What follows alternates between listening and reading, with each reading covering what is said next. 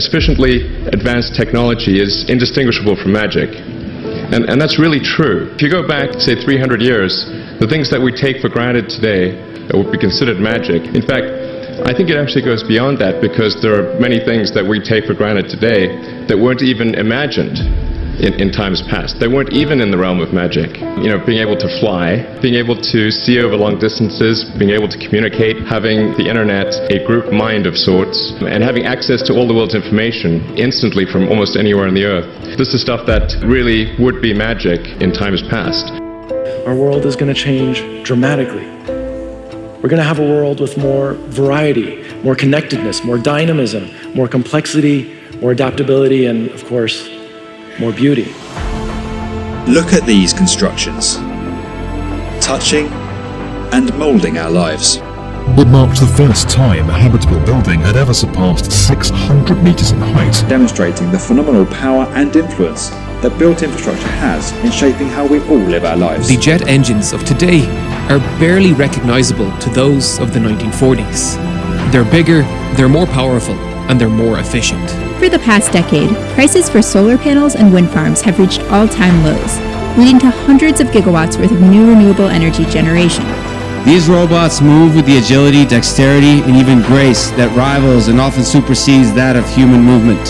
How electromechanics attached to the body are beginning to bridge the gap between human limitation and human potential. Over the course of the next 20 years, more will change around the way we do our work than has happened in the last 2,000. In fact, I think we're at the dawn of a new age in human history. Emergency hospitals are being built in Wuhan, not only built, but from the ground up, stocked and open to the public in just 10 days. I think science is absolutely critical to getting out of this pandemic. No one's ever tried to vaccinate an entire planet as fast as they're trying to do it now. This is a sector that doesn't shout about itself, that isn't good at celebrating what it does. Our vision for the future is a world with zero crashes, zero emissions, and zero congestion. It'll take them from point A to point B. When the car shows up, it's empty. There's no one in the car. So it's happening. I want to say that, like, the future is already happening. We are at an important inflection point in computing, and it's exciting to be driving technology forward. This year, IBM has produced the world's first 2-nanometer chip. Its tiniest components are smaller than a strand of DNA. And it already feels, almost instantaneous.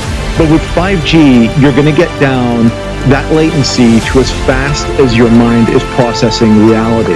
As the countdown to Mars continues, the perseverance of humanity launching the next generation of robotic explorers to the Red Planet.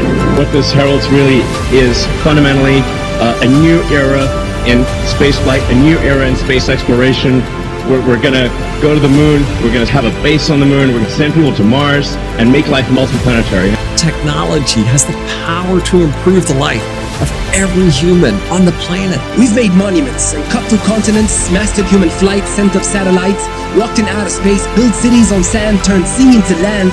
We made levitating trains and open world games, constructed super towers and grids for solar power, built self-driving cars and taught bots to play guitars, sequenced our genomes and even 3D printed homes. But humanity's greatest advances are not in its discoveries, but in how those discoveries are applied to reduce inequity.